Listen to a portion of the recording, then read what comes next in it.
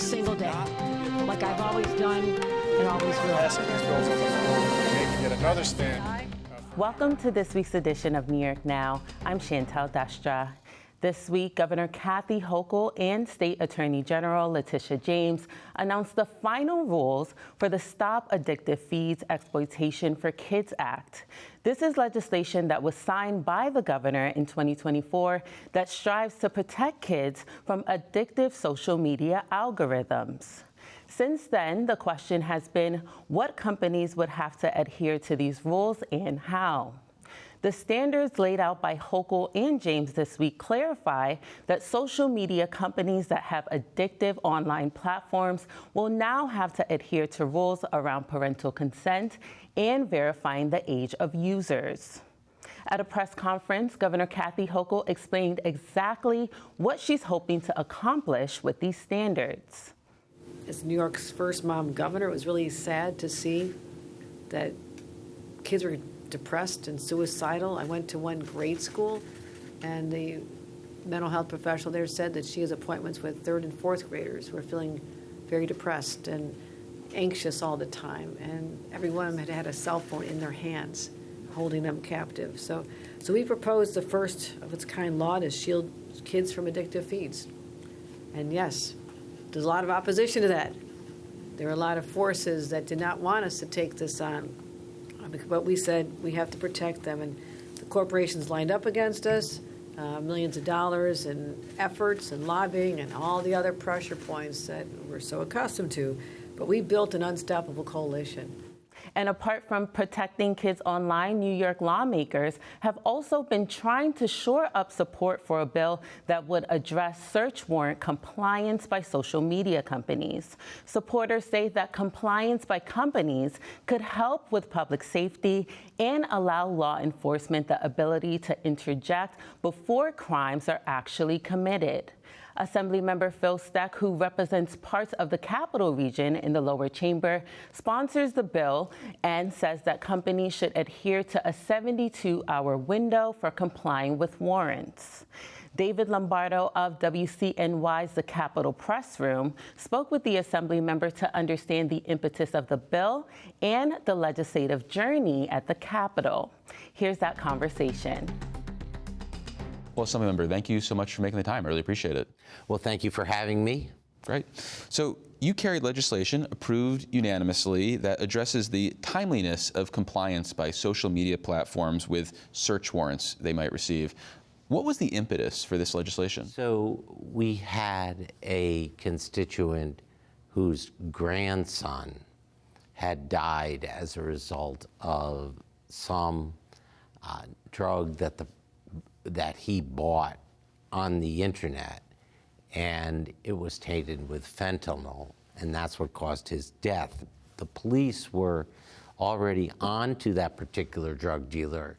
A search warrant had been issued to the social media company, but there wasn't timely compliance, and that is what resulted in the individual's death. 72 hours to comply with a search warrant is the language that's in your legislation. Does that mean that any information that is requested needs to be handed over within that time period? Do you need to make a good faith gesture that you're getting the ball rolling? What do you expect with this? Well, I think the legislation clearly requires compliance, meaning provide the information.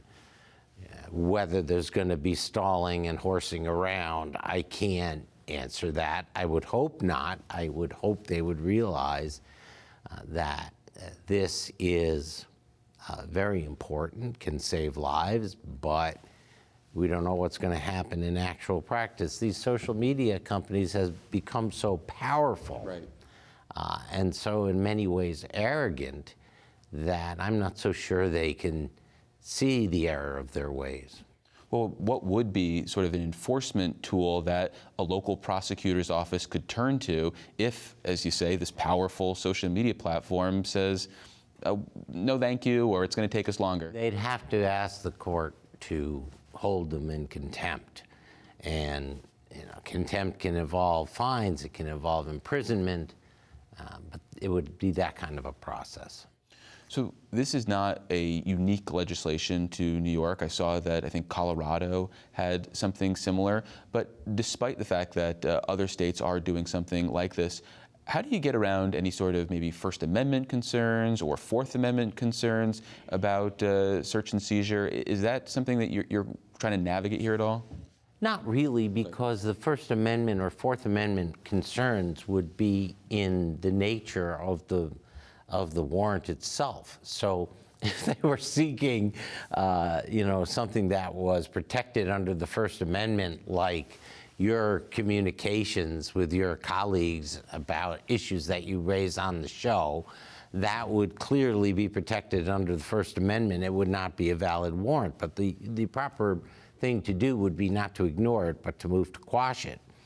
And then you had asked about Fourth Amendment. So you can't issue a search warrant that is not sufficiently particularized. What they used to call a general warrant is what the Constitution prohibits. You can't just say, I want to see any and all of this because I might find something there. You have to have discrete probable cause to know that you are looking for something, and you have to have evidence that supports that there is illegal activity going on. And you mentioned the idea of quashing one of these warrants. If a social media platform does decide, I want to try to stop this, I have an issue with this, I see a potential constitutional challenge, would that pause that 72-hour clock? That would be up to the court. Okay.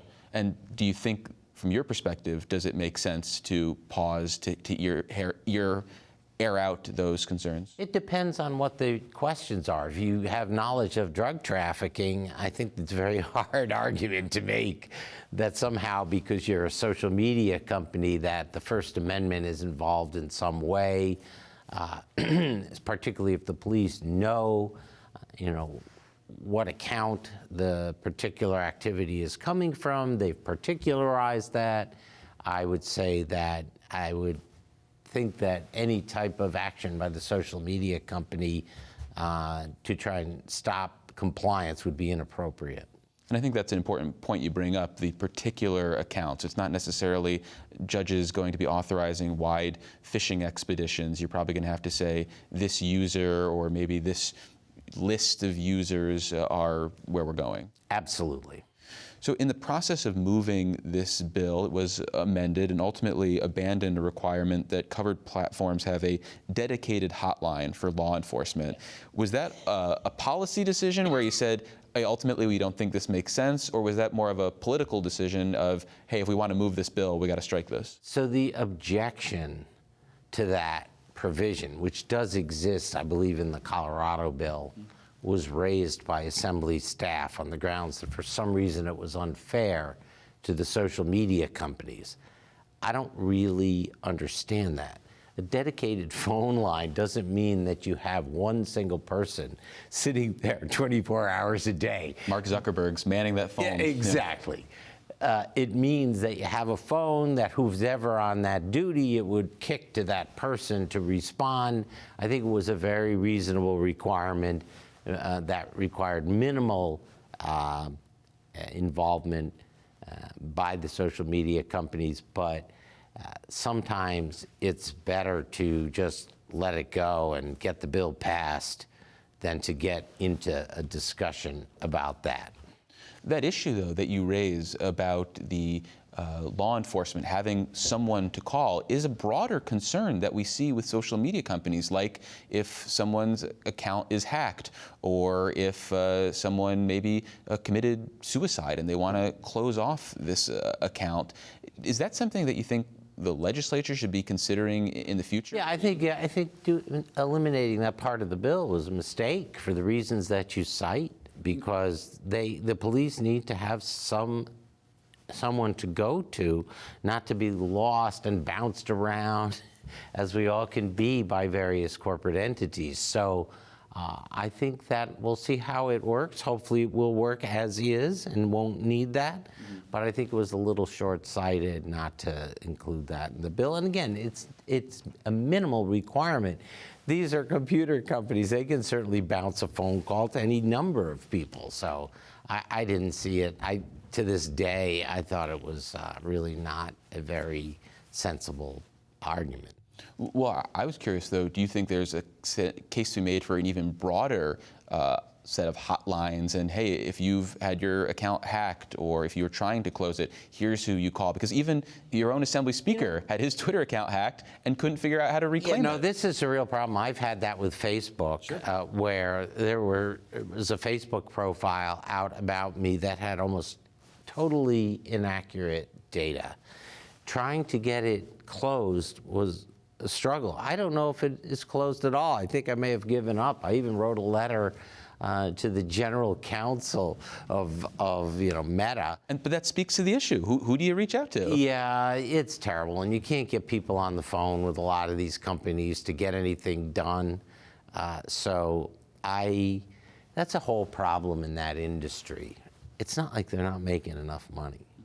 What's been your experience, whether it's this bill or some of the other efforts that you've seen in Albany to try to regulate social media platforms? Does it seem like there's a willingness to police these guys, or is there an argument that you hear? No, I think there's a real willingness, and I think the governor has been strong on protecting children, particularly from the hazards of social media. Sure. I think most of what's being done is with children because the argument for protection is greater. There is a greater ability to regulate First Amendment speech when it comes to children than there is with adults. So I have not seen anything that was intrusive with respect to the First Amendment in this area, except for with respect to trying to protect children. That is something that's high in the minds of many, many people. Well, Assemblymember, thank you so much for making the time. I really appreciate it. Thank you, Dave. And for more information on that legislation, you can visit our website. That's at nynow.org. Now turning to another important topic. The New York State Public Service Commission is tasked with regulating utility rates for New Yorkers. That includes everything from electricity, gas, water, and telecommunications. This year's state budget established new reporting standards for rate hikes, rolled out utility rebate checks for New Yorkers, and expanded the powers of the Public Service Commission. We sat down with the chair and CEO of the Public Service Commission, Rory, to understand how the body is navigating these new initiatives and the work ahead. Here's that conversation. Thank you so much for joining us today, Chair. Thank you for having me. Of course. Now, this year's state budget had a special focus on utility rates, so I was hoping you can help us understand how utility companies will now have to report rate hikes for New Yorkers and the expanded powers of the Public Service Commission after the state budget. Well, great question. So a little bit about the commission. The commission itself is a seven-member body. I am chair, and we have 6 other commissioners, and we have rotating terms. We work to enact the regulations and laws related to the utilities. We regulate all the major investor-owned utilities in New York State, many of the water utilities, all the cable utilities, and basically any kind of commodity-based utility that goes into a home or a business. We have some degree of oversight. And we also do a little bit of oversight with the generation, the power plants in the state.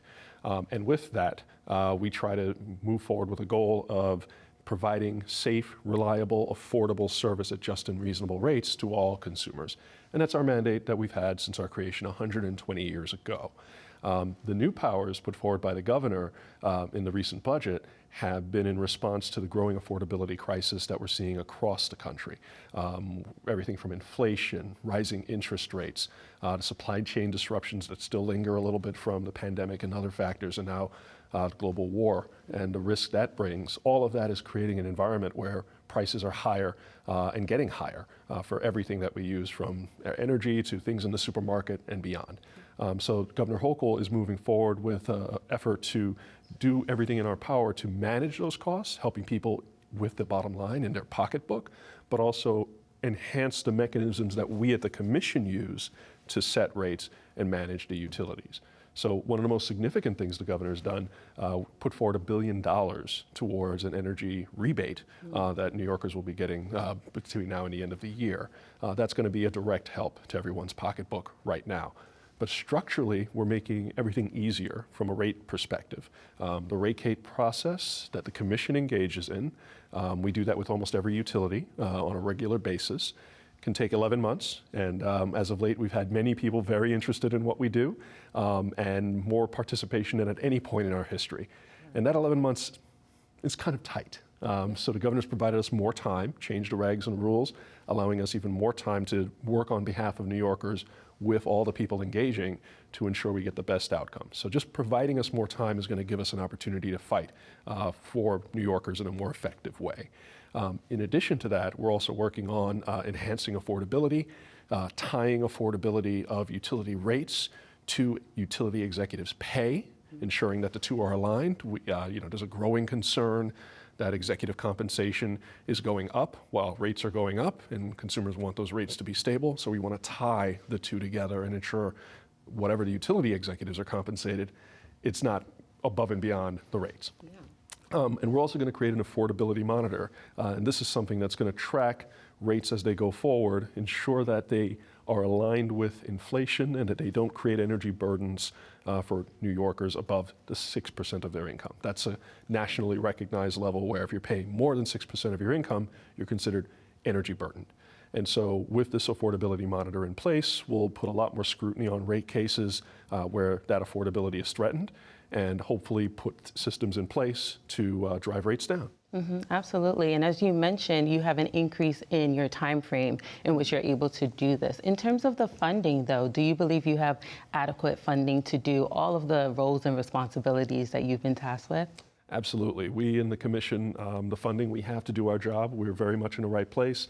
We've been growing the organization. When I arrived, I think we had around 500 people. We're now up to just a little over 570, close to 600, and we have a little bit of room to grow.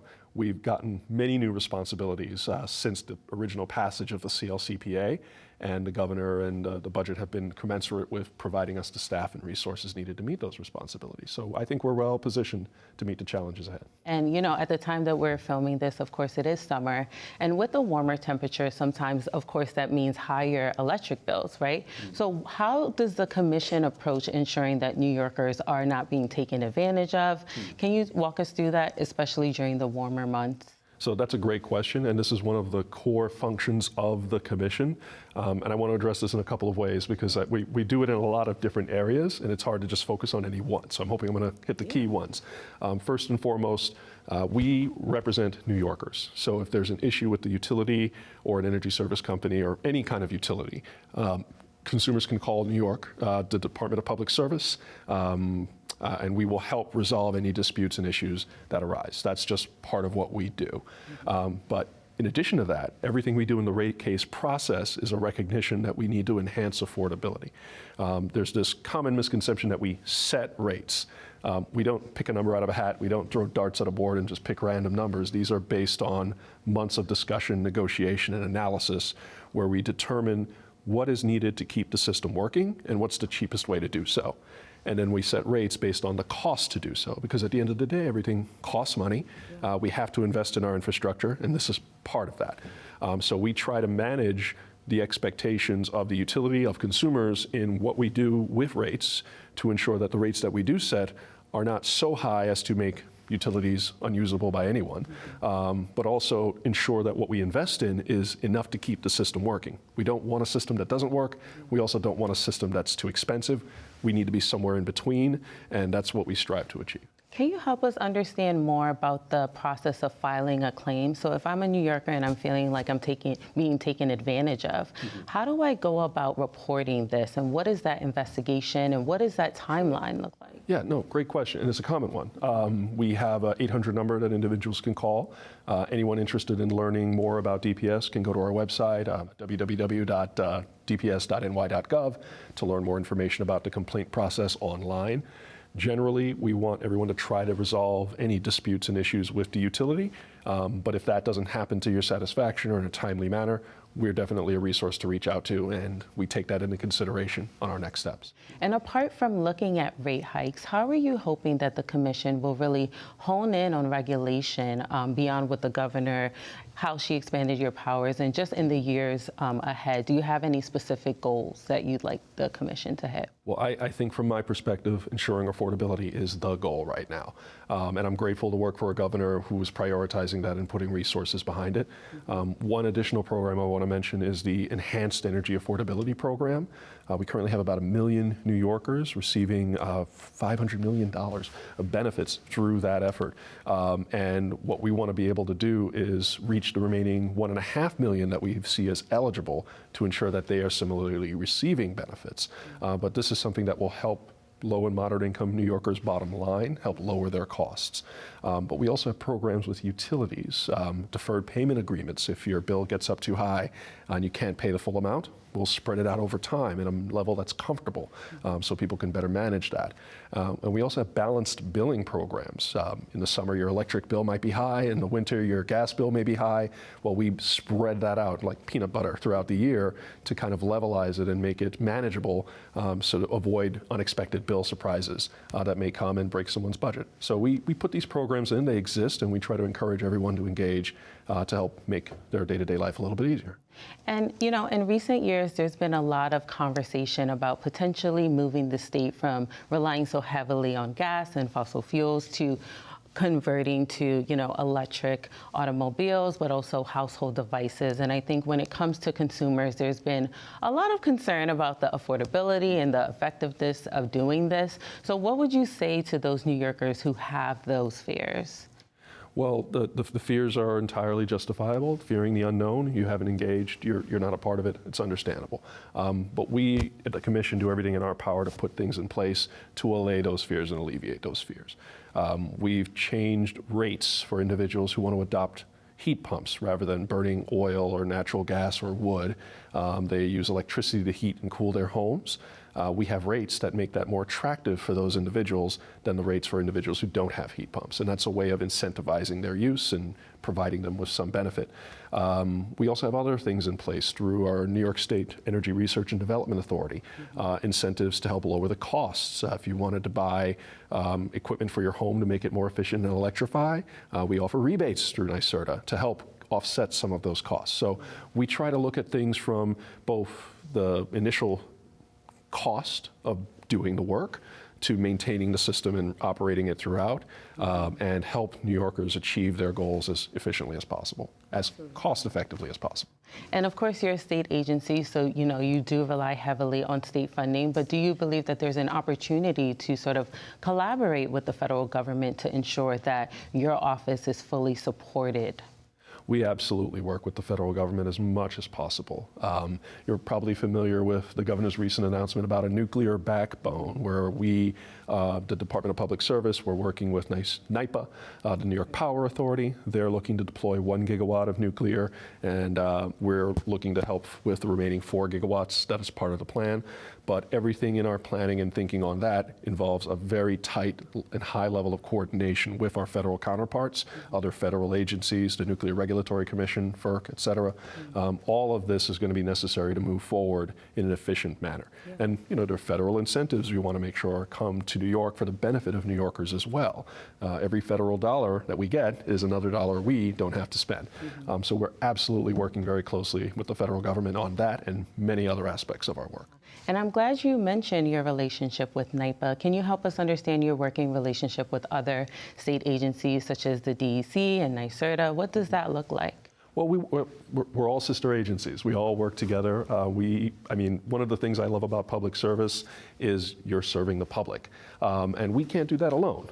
We need NYSERDA to help us in terms of rolling out energy programs. We need the DEC to ensure that the environment is protected. We need to work with NYPA to ensure that our resources and generation assets are viable and can serve us. So we coordinate regularly. We try to make sure we work together with the goal of helping as many New Yorkers as possible possible and lowering costs as much as possible. So that's built into our operation. And lastly, how do you, as chair, balance the broad range of responsibilities and industries that you oversee with the immediate needs of New Yorkers? How do you make those tough decisions on a day-to-day? That's a great question. I think when I approached the job, I asked myself, at the end of this, what is the outcome and who is it benefiting, right? And if I can say it's going to help lower rates or keep rates low, if I can say it's going to help a mother better be able to take care of her child, or a family better able to get by, that there's no question as to whether or not that effort is going to be done. And you know, I know I can say the same of my other agency heads in thinking and feeling the same way.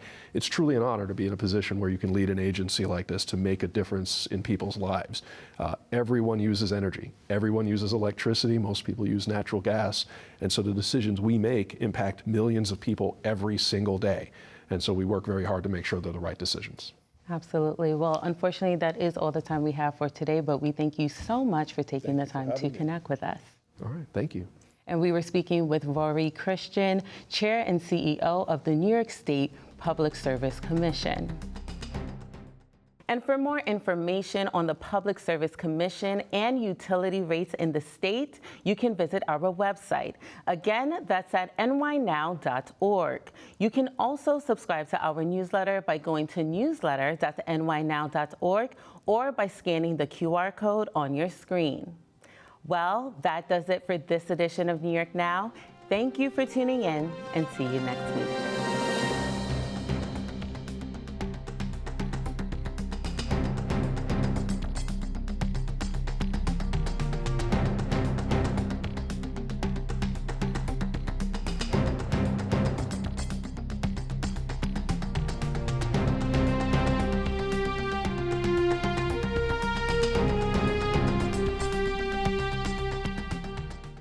Funding for New York Now is provided by WNET,